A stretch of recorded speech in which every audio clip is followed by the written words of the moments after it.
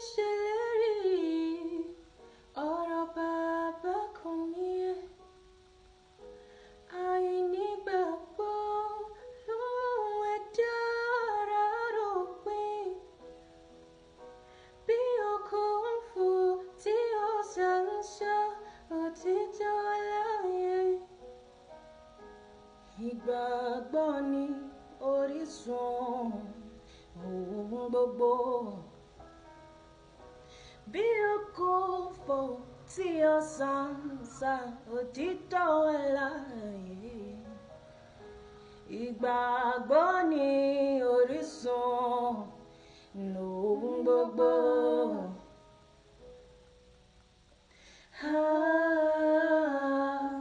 Ayé wa kò má nílé. Ó bá bọ́ lọ́rùn rìn ó ṣoríire. Ayé kò má nílé. Ó bá bọ́ lọ́rùn rìn ó ṣoríire. Ayé kò má nílé. Ó bá bọ́ lọ́rùn rìn ó ṣoríire.